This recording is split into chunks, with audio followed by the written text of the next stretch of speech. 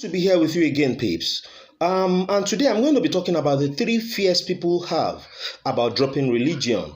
Some of us have come to the knowledge of the truth, but we still have this attachment to religion. Attachment that's holding us to religion, attachment of fear, and some of them. I'm going to be addressing some of these issues so that we can put our mind to rest and move on in our eternal evolutionary trip.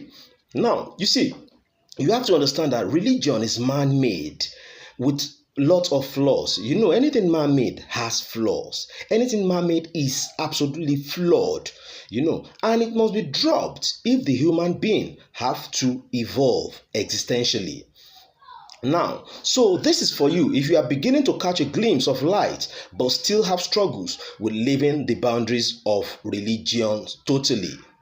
Now, I know your fears and understand absolutely the expressed fears of 1. I don't want to go to hell.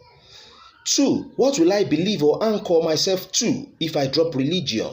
And 3. I have spent so much money and time on Yahweh and Allah. So will it just go? Now, good news is, you see, the truth is, all you need to do is, you don't need to fear no more. Just take the leap and be what you are supposed to be, which is your divine self and your existential destiny. You can only find God and bliss and nothing else. The awesome news is that the religious context of hell doesn't even exist. It's just a concept that man created to control and dominate his fellow human. In reality, the hell that exists is the one of not realizing and knowing your true self, your divine self.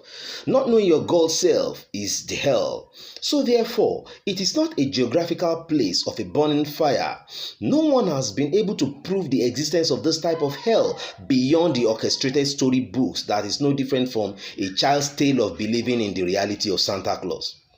So it's only a state where the soul loses itself or it's been entrapped if it refuses to free itself from the shackles and boundaries of religious deceptions into the limitless and boundless realm of spirituality. Yes, I mean again, you have to deliver yourself from the shackles and boundaries of religious deceptions and step into the limitless and boundless realm of spirituality. Now, you don't need belief systems, but the complete realization and knowing of your real self. Yes, that's going to the second thing. You don't need any belief systems, but the complete realization and knowing of your real self and purpose as a spiritual being, which simply explains your inherent spirituality, which is your only way and not religion or anything else as you've been taught by the system.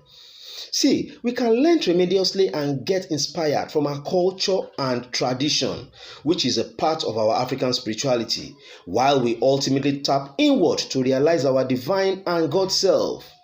You are the ultimate way. You don't need any anchor. You only need to set sail inwardly through the boundless realm of eternal spiritual nature. That is of your eternal spiritual nature.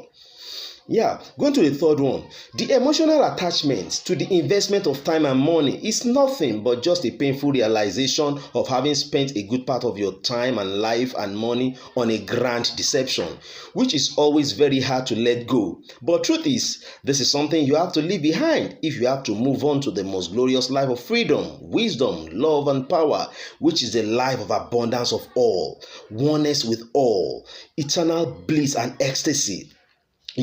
So you really have no choice if you want to live a meaningful life existentially, but you do as well have some choice or have a choice if life to you is just about survival, it's all about survival, social or psychological process. If life is just all about that to you, then you have a choice.